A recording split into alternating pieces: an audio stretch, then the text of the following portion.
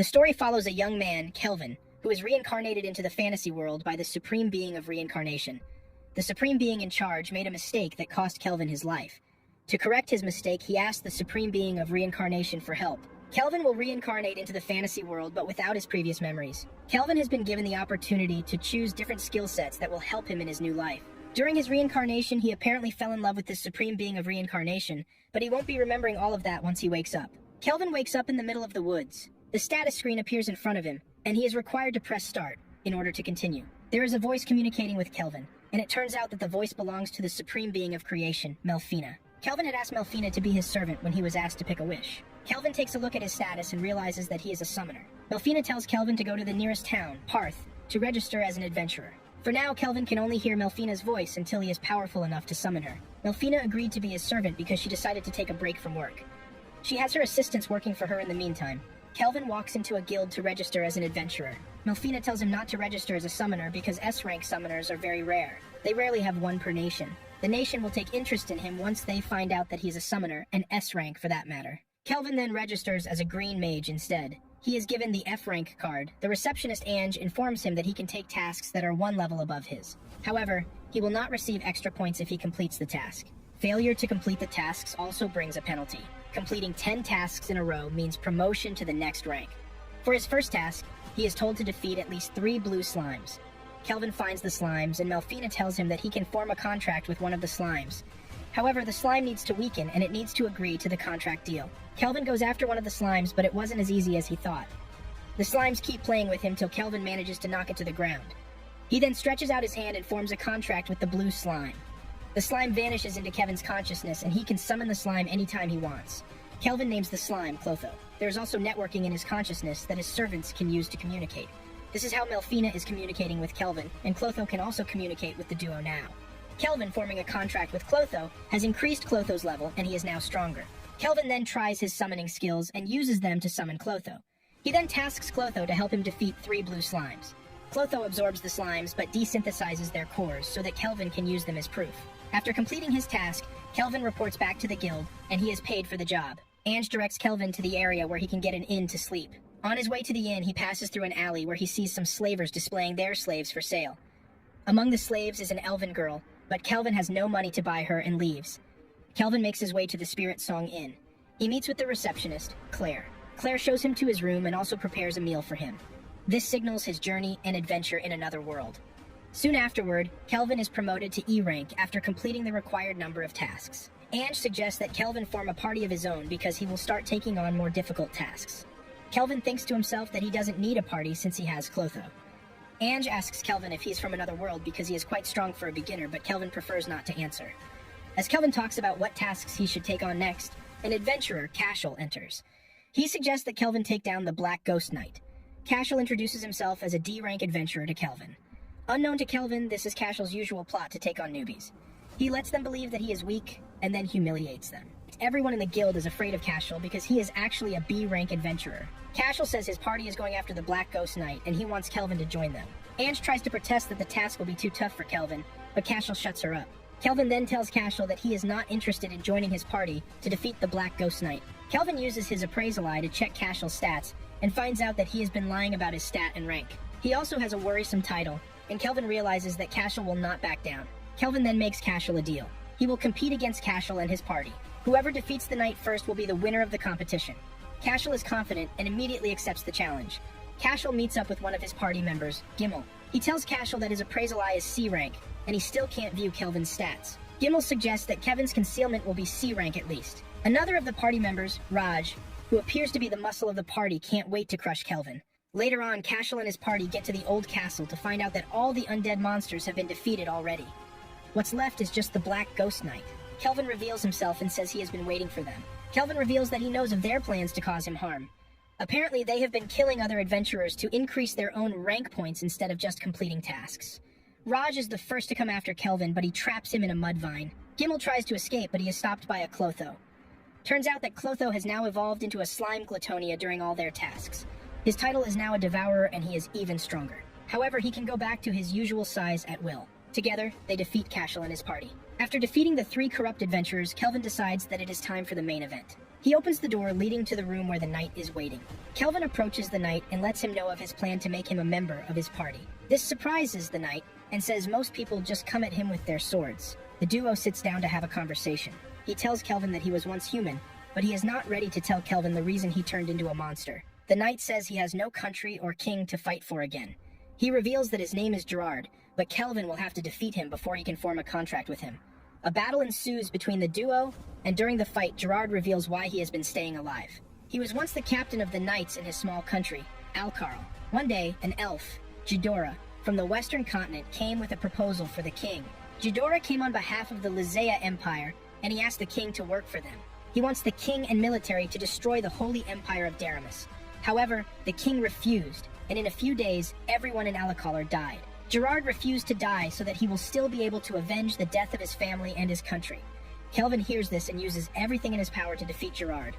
Gerard concedes defeat and forms a contract with Kelvin. Shortly afterward, Kelvin takes a chunk of the knight's armor back to the guild as proof. He also hands over Cashel and his party for punishment. With this, Kelvin now has 3 beings working for him. The 3 beings are Melfina, Clotho, and Gerard. Melfina's level is immeasurable because she is a supreme being. Up next, Kelvin meets with the guildmaster, Leo. Leo's appraisal eye is A rank, and this makes it difficult for Kelvin to hide his stats.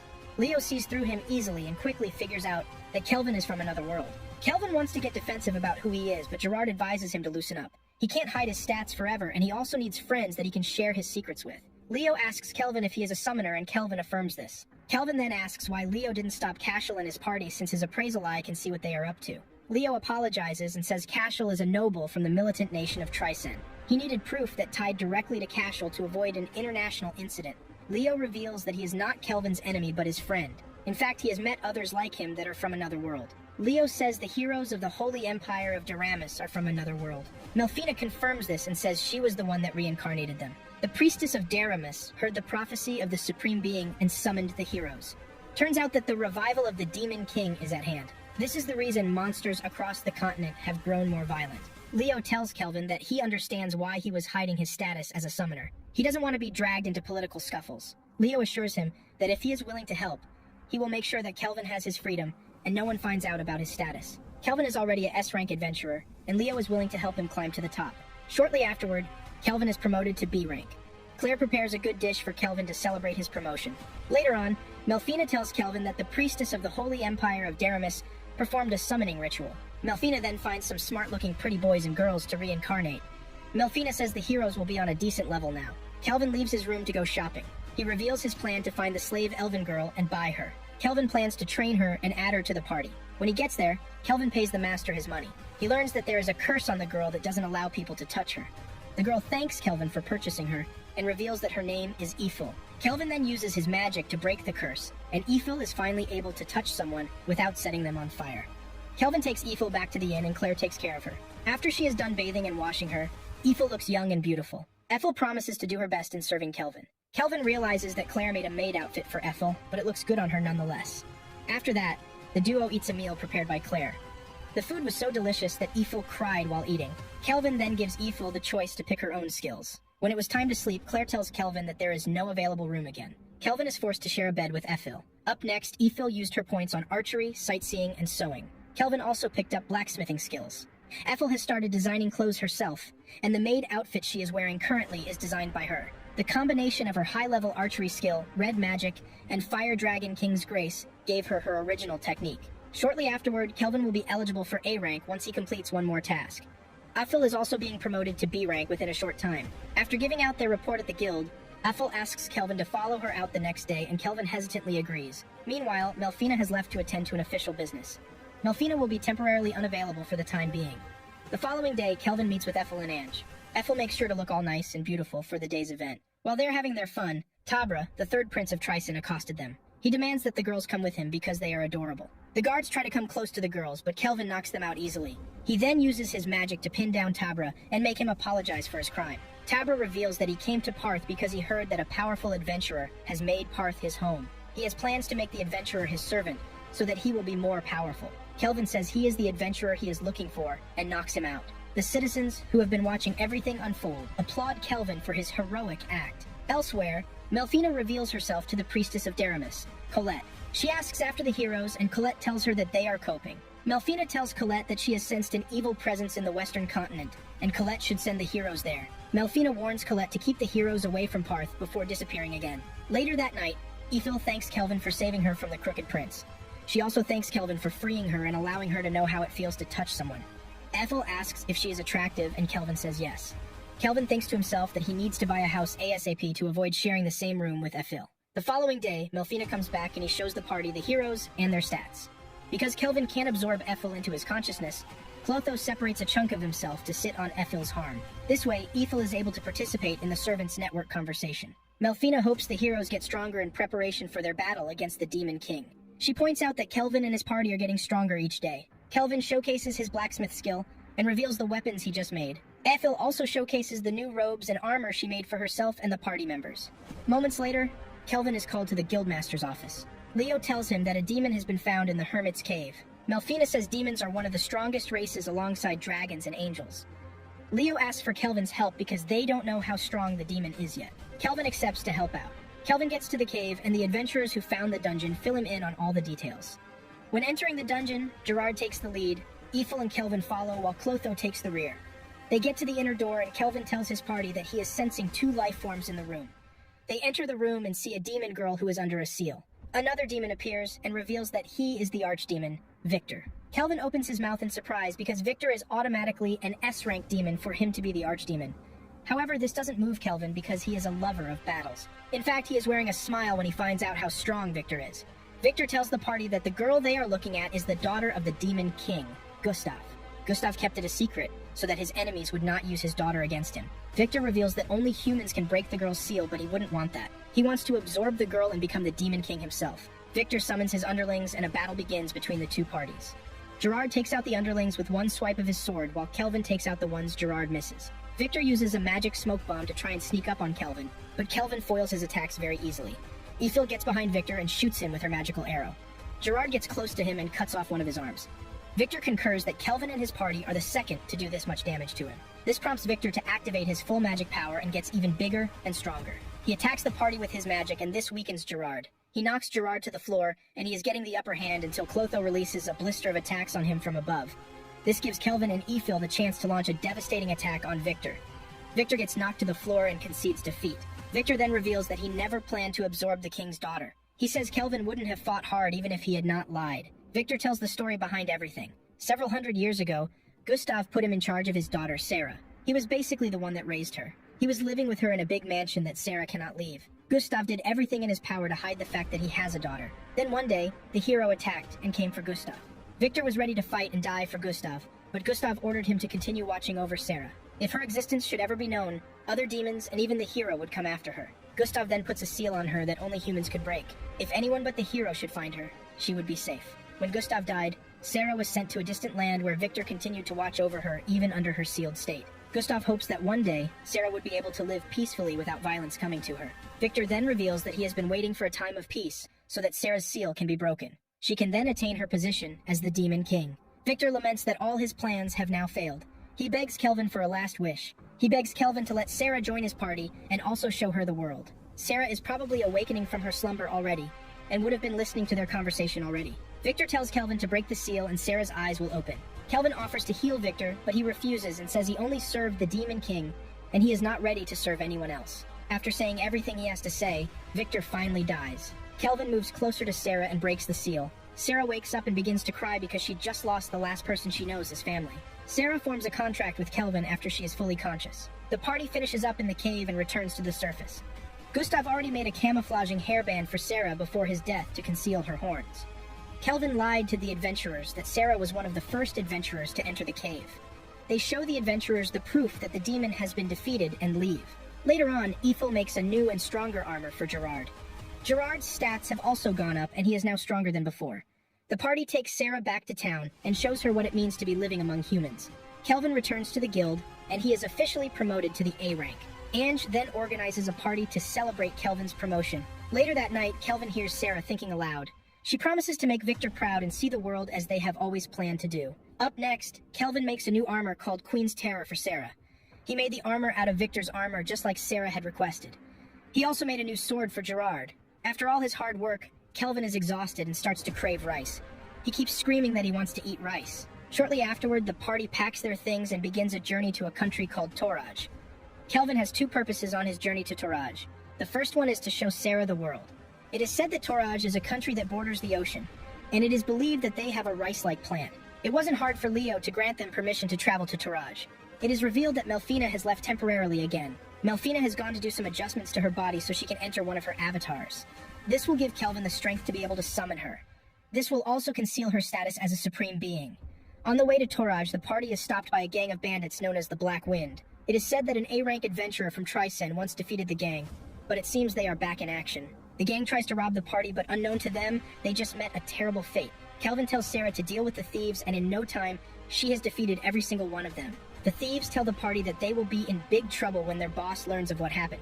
This excites Kelvin and says he can't wait to meet their boss. Soon afterward, they arrive at Toraj. Kelvin notices that Toraj looks like old Japan. They find their way to the region's guild. They hand over the thieves to the guild, and the party meets with the guildmaster Mist. Mist reveals that Leo has told her about Kelvin. In fact, Kelvin is what Leo talks about most of the time now. Mist informs Kelvin that Trisen's warrior Christopher defeated the Black Wind. However, it turns out that he is now running the show. They have started kidnapping girls to sell them as slaves. Mist is being careful about the issue because it might turn into an international incident if not careful. Kelvin learns that Christopher's level is 70, and his excitement reduces. He wishes that Kristoff has more levels so that he will be a tough opponent. Just then, Sarah detects that a group of adventurers has just entered the town. Turns out that the heroes just arrived in town. Kelvin is happy because it just made things easier for them. Kelvin tells Mist to inform the heroes about Kristoff.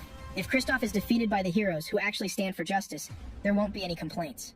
Up next, Kelvin and his party track down Kristoff's base of operations. They storm in, defeat his underlings, and set the girls free. They find Kristoff and his generals in their office. Kelvin defeats them very easily and leaves them lying on the floor. Later on, the heroes arrive at the hideout. They see the girls who tell them that the adventurers who rescued them have gone to the other room to fight the bandits. The girls beg the heroes to go and help the adventurers defeat the bandits. The heroes rush to the room and find Kristoff and his men lying on the floor. The heroes are confused and believe that the people lying on the floor are the adventurers who need help. They find Kelvin and his party wearing a smirk on their faces. The heroes mistake Kelvin and his party for the band of thieves. Unknown to the heroes, Kelvin has planned this already. His intention all along is to trick the heroes and make them fight him. The heroes introduce themselves. Their leader Toya Kanzaki, his companion Setsuna Shiga, Nana Mizuoka, and finally, Miyabi Kuromiya. The heroes promise to bring justice upon Kelvin and his party. Kelvin then tells the heroes that he is ready to fight the four of them alone. Whoever loses will do whatever the winner wants. The heroes debate among themselves whether to fight Kelvin, and Kelvin is just reeking in all the excitement. The rest of Kelvin's party sits down while he gets ready to fight the heroes. The heroes finally make the decision to fight Kelvin. Kelvin tells his party members that he will be using his new item, the Skill Eater, as one of the weapons to fight the heroes. The heroes come at Kelvin, but he repels all their attacks pretty easily. Toya's friends are surprised that Toya's swordsmanship is S rank and Kelvin is going head-to-head with him with just bare hands. It's then revealed that Sarah had lent Kelvin her martial arts skills before the fight. As the fight rages on, Setsuna realizes that Toya is ready to fight to the death. She calls him to book and reminds him of the day that they were taken away from their classroom and brought into the fantasy world by Melfina. Setsuna lets Toya know that the only way they can defeat Kelvin is to work together. With this new motivation, the team combines their strength and attacks Kelvin. They use the most powerful spells they have to hold Kelvin down. Kelvin summons a golem to distract them, while he conjures up a new spell. Both two parties are surprised to see Kelvin come up with a new spell to break free from the hero's spells. They try to attack him with different spells again, but he is way above their league, and he easily displaces everything they throw at him. Toya laments while fighting Kelvin that he should use his powers for the greater good if he knows that he is very strong. Kelvin knocks him down and tells him not to try and force his own ideals and views on him. Later on, the heroes wake up to find out that Kelvin is not their enemy. He was the adventurer that defeated the bandits. He was only fighting them to know their weaknesses and teach them how to be better. Toya realizes this and bows to Kelvin. He declares Kelvin as his teacher from that moment forward. After the dust is settled, Kristoff and his gang are arrested and the girls are all set free. Kelvin takes the heroes to a cave for training. An S-rank dungeon boss surfaced in the cave and Kelvin had to defeat it. Kelvin tells Toya and his party that they still need to work very hard before they can face S-rank monsters. Days later, Toya and his party prepare to leave the town. They thank Kelvin for all his help. Kelvin gives them pendants as parting gifts. Toya promises to be stronger the next time they meet. After their departure, Kelvin reveals that the pendants he gave the heroes are stat boosters. This will help them to grow stronger and quicker. He then asks Gerard if Lizea is across the sea to the west, and he says yes. Let's not forget that Lysia was the country that destroyed Gerard's home. Kelvin has not forgotten this, and plans to punish them for their sins. Kelvin wants to get stronger and better before taking on Lysia. Minutes later, Kelvin is informed that the country's king wants to see them. Upon getting to the palace, Kelvin notices that the palace is built like the typical Japanese palace. Gerard informs him that the first ruler of the country is rumored to have come from another world. They enter the palace, and Kelvin sees that it also has the same settings as Japanese palaces. They are welcomed by the current ruler of Torage, Tsubaki Fujiwara. Upon hearing her name, Kelvin thinks to himself that the name is definitely a Japanese name. This seals his assumption that the country's first ruler must have been from Japan. This must also be the reason why they are the only country that has rice. Tsubaki says they would have held a celebration for the party's good deed, but Trisen is involved. They are trying to put things under wraps to prevent suspicion from the citizens. Tsubaki asks Kelvin to name anything he wants. Kelvin says he wants rice, and Tsubaki is surprised. She says Kelvin could have asked for title, money, or status, but he chose rice. Kelvin reveals that he doesn't want anything that will tie him down. He prefers to be free because he is an adventurer. Because of this, Tsubaki promises to feed Kelvin with all the rice he wants. She will also send rice to him if he runs out of rice. Kelvin and his party is served with rice, and Kelvin enjoys the meal so much that he consumes a whole lot. During the banquet, Ethel is busy learning the Japanese recipes from Tsubaki. This will help her to prepare Japanese dishes in the future. Later on, Ethel prepares her first Japanese dish, and Kelvin praises her for getting it right. After all, Ethel's cooking skill is S rank. Tsubaki wants Kelvin and his party to stay in Torage, but he says they need to leave for Parth very soon. Tsubaki even tries to get Kelvin to marry her, but he humbly declines the offer. Tsubaki tells Kelvin that she has a special way to send them back home. She reveals that the palace has a teleporter. However, no one can just use it anyhow. You have to be given permission from the receiving side too. The reason Kelvin and his party would be able to use it is because Leo already inscribed the permission sequence into their guild cards. Kelvin is surprised that Leo didn't tell them about this. The party takes the teleporter and returns to Parth. Kelvin buys a house after returning to Parth. The house has enough room for everyone. Clotho says he wants to stay outside in the yard, and Kelvin agrees. Shortly afterward, Ellie and her daughter Luca arrive at the house to resume as the new house assistants. One of the reasons Kelvin also bought the house is because of the bath. He has always been dreaming of having a bath in his own house. Kelvin is about to go to sleep when Melfina arrives. She has now made adjustments and can now be summoned through one of her avatars. Kelvin summons her, and a beautiful angelic woman with wings appears in the room. The following morning, Kelvin introduces Melfina to the rest of the party members. Melfina tries to apologize to Sarah for summoning the hero that defeated her father, but Sarah says there is no need. It was needed because Gustav was getting out of hand already, and he needed to be stopped. Melfina has wings concealed to hide her status from the rest of the world. Melfina also claims that she is Kelvin's wife. Kelvin comes up with the idea to start calling Melfina Mel. This is to stop people from catching on that she is the supreme being of reincarnation. Later on, Melfina grants Kelvin the Grace of Melfina, the supreme being of reincarnation. The grace has two effects. One, it protects Kelvin from fatal damage once a month. Secondly, it grants Kelvin the power to summon heroes. However, he can only do this just once. Up next, Kelvin is seen reminiscing about the heroes. He wonders if they made it to the Western continent safely. He also realized that the heroes had it tough to adapt because they have memories from their past lives. He wonders if only the hero is meant to defeat the Demon King. Can't it be anyone, for example, the Beast King of Gon, who is an S-rank adventurer? He is said to be the strongest in the Eastern continent. Later that day, Melfina finds Kelvin where he is having his worrisome thoughts. Melfina knows something is troubling Kelvin, and she asks him about it. Kelvin asks Melfina why they need heroes to defeat the Demon King. Melfina explains that she doesn't know who the next Demon King will be, but they have all had something in common. They have a power that multiplies the evil within them. Secondly, this power grants them invisibility. They are immune to any damage. Kelvin is shocked and gets more curious. He wants to know how the Demon Kings are defeated. Melfina explains that the Demon Kings might be invisible to attacks from people in this world, but they are vulnerable to attacks from people that come from other worlds. This is where the heroes come into play. Kelvin realizes that his attacks will definitely work on the Demon King. Melfina adds that there are two ways to bring people into the fantasy world. You either teleport them directly from their world, just like the case of Toya and his friends. You can also reincarnate a dead soul into the fantasy world. Reincarnation is the best because it grants the person the option to pick skills that he or she wants. This will make them strong, just like the case of Kelvin. That night, Kelvin decides to summon a hero that he will personally train. Melfina explains how to go about it, and he also drinks a potion that replenishes his MP. Kelvin begins the summoning, and a big circle appears on the floor. Moments later, a young girl emerges and introduces herself as Ryo Seiki. She seems excited to have been reincarnated, but she passes out before any more discussion could take place. Kelvin also passes out because his MP is exhausted. Shortly afterward, Ryo wakes up and you can see the excitement on her face. She tells Kelvin that she was bedridden throughout her past life. She couldn't move around like everybody else, but now she can. Rio remembers all these because she chose to keep her memories. Rio thanks Kelvin for summoning her and making her know how it feels to walk around. Kelvin suggests that they need to change her name because he doesn't like the current one. Rio suggests that she changes her name to Ryan, and Kelvin accepts. Kelvin also tells Ryan to tell everyone else that she is his little sister from a distant land. Ryan agrees to this and even chooses a cute name to call her new big brother. Up next, Kelvin takes the whole family to the dark purple forest for training. He also brings Ellie and Luca with him. He wants their level to increase too. He already has golems guarding the mission, so there is nothing to worry about. Kelvin will be using his experience sharing skill to distribute points to Luca and Ellie.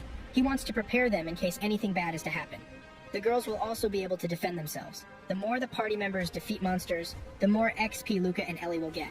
Kelvin tells Sarah, Gerard, and Clotho to venture into the forest and defeat as many monsters as they can. Sarah and Gerard quickly turn it into a challenge of who will defeat the most monsters. Moments later, a shadow wolf appears, and Kelvin defeats it before forming a contract with it. He then hands over the wolf to Ryan as her new pet. Soon afterward, Erd and his party arrive in the forest to train also.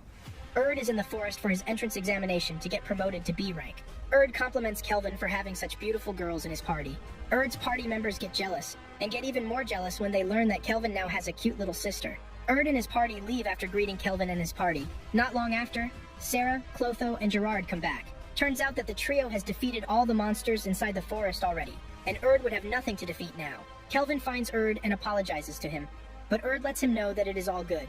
Erd says his party is now very strong and Kelvin even deserves to be S rank by now. Upon getting back home, Ryan washes her pet and names the wolf Alex. It is revealed that Ryan can also understand Alex. Turns out that she has the skill for that. After this, Ryan begins her training with Gerard and Sarah. She is taken under intense training drills to improve her skills. One night, Kelvin figures out that a group of bandits is surrounding the mansion. Kelvin scans their status and realizes that they are all of the low levels. He tasks Rion with defeating the bandits, but she should leave their leader for him. Kelvin gives Rion the new sword he made for her. Rion gets on it and starts to knock out all the bandits one after the other. After she is done with the bandits, Kelvin finds their leader and corners him. It turns out that the bandits were sent by the Tricen Nation. Kelvin plans to heal the wounded bandits and hand them over to the guild. Elsewhere, the Emperor of Tricen, Zen Tricen, calls for a round-table meeting with his generals. The group concluded that their nation might be in peril after Kristoff was captured. One of the generals, Tristan, suggests that they go to war against the other 3 countries and claim the continent for themselves. He says they have been strengthening their military while the other countries are still living on the Treaty of Peace. The Emperor leaves the decision with his generals. 2 generals support the motion while 2 others oppose it. Now that the decision is tied, they need to consult the 5th general, Clive. With the way Clive is, it is apparent that he will vote in support of the war. General Clive is the leader of the Magic Knights, and he has never been one to shy away from a fight. In fact, he enjoys making trouble. After handing over the assassins to the guild, Leo informs Kelvin that Tricen has started making some moves. It's nothing major at the time, but they need to be careful. Gone is the country bordering Tricen, and they have reported movements. Leo then tells Kelvin that Leon Gone, the Beast King, has invited him over. Leon wants to test Kelvin and see if he is worthy of being an S-rank adventurer. Shortly afterward, Kelvin and his party get on their way to Gone. As they approach a village close that is under Gone's jurisdiction, Ethel says she has a weird feeling. Melfina reveals that the village they are approaching is an elven village, and since Ethel is half elf, she is bound to have a tingling sensation. It is revealed that elves were originally from the western continent, but some of them moved to the eastern continent some years back. As the journey continues, Sarah points out that you need to have the approval of at least 2 rulers before you are granted the S rank. Tsubaki already gave her approval, but Leon wants to test Kelvin before giving his approval. Suddenly, they are stopped by a group of elves that are guarding the village. Kelvin shows them the seal from Leon and reveals that they are not their enemies. The village chief, Nelrus, shows up to meet Kelvin. He sees Ethel and gets taken aback like he has seen someone he knows. He calls Ethel by another name, Lumel. Nelrus takes them into the village and reveals that he has mistaken Ethel for someone else. Kelvin then asks Nelrus to tell them about Lumel. Kelvin says it might be a clue as to where Ethel came from. Ethel was sold into slavery when she was a kid, and she doesn't even know any of her family members.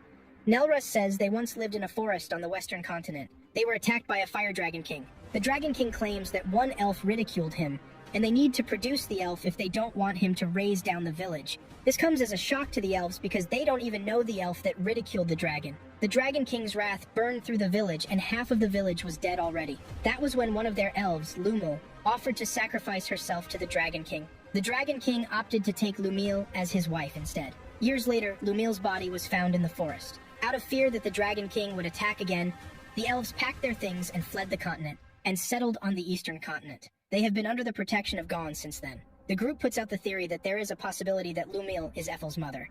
This might be the reason Nelras mistook her for Lumil. Nelras then tells Kelvin that monsters from Tryson have started attacking the village. Kelvin promises that he won't allow the monsters to lay a finger on them. Kelvin and his party decide to lay a trap for Tryson's army and their controlled monsters. Later that night, Tryson's army is seen advancing to the village. Suddenly, they are attacked by Kelvin and his party. The party eliminates all the battalions that were advancing to the village. Ryan, Melfina, and Alex make their way to the camp. The commander is happy when he sees two girls that looked weak coming toward the camp. The commander blows a magical flute that summons a gigantic monster. Melfina tells Ryan that it is time for her to step up. She needs to show that all the time in her training has not been wasted. Melfina assures Ryan that she is stronger than she thinks. Because of these words of motivation, Ryan summons the courage and goes after the gigantic monster. Accompanied by Alex, Ryan launches an attack, but the monster repels it and breaks her sword. Ryan gets angry and summons two more powerful swords that Kelvin had made for her. She casts a spell that seems to have eliminated the monster. Just then, the monster evolves into a fiery monster. Ryan isn't even scared, and she easily defeats the monster with the same spell from before. The commander sees this and falls to his knees. He cannot believe that a little girl just wiped out the entire army and their backup monster. Suddenly, General Clive arrives and launches a surprise attack on Kelvin, but he easily displaces the spell. Clive tries to use a slavery spell on Ethel, but Kelvin blocks it. He tells Clive that he will not lay one finger on his woman or any of his party members. Kelvin uses his appraisal eye on Clive and figures out that he was also reincarnated. Kelvin tells Ethel to join the rest of the party inside the village walls while he battles Clive. Kelvin forms 5 strong spears to attack Clive, but he uses a barrier to block the attack. Clive says the spears would have been destroyed once they touched the barrier. This points out that the spears are very strong also. As the fight enrages, Kelvin is wearing a smile because he is enjoying the battle. Clive charms his whole party to attack Kelvin. Kelvin tasks his golems to take care of Clive's party while he battles Clive himself. However, he instructs the golems not to harm Clive's party members because they are under his charm. Kelvin plans to break the charm after the battle is over. Kelvin and Clive continue to go head-to-head with their spells. Kelvin attacks Clive with a spell that leaves a cut on his face. Clive gets angry and uses his most powerful spell, but Kelvin brings out his latest weapon, the Backstaff Disaster, which is rated S rank. Kelvin then activates a powerful spell too. The duo goes against each other, but Kelvin slices through Clive's spell and cuts off his legs. Kelvin is about to finish him off when Tristan arrives and takes custody of Clive. Tristan agrees that Kelvin has won the battle, but they won't allow him to finish off Clive. Tristan disappears before Kelvin decides to attack them. Kelvin returns to the village and regroups with his party. Nelrus tells his people to prepare a banquet in celebration of Kelvin's win. Now in Trysen's country, Clive has been healed, and his legs are back to normal. However, Clive is now restrained inside a test facility. Tristan informs him that several experiments will be carried out on him because he is reincarnated. Clive serves as the perfect test subject that they need. This might be in preparation for their battle against Kelvin. Up next, the village chief gives Ethel a headband that belonged to Lumil. All the villagers also treat her very well, even though she is a half-elf. Just then, a little girl shows up and introduces herself as Leon Hartgone. Leon reveals that he can take any form he wants, and has decided to show up as a little girl. Leon reveals that he watched Kelvin's battle against Clive. He is now convinced that Kelvin is worth the S rank. In 4 days, the promotion ceremony will be held. Kelvin will also have mock battles against other S-rank adventurers. Upon hearing this, Kelvin couldn't hide his excitement that he will get to go against other S-rank adventurers.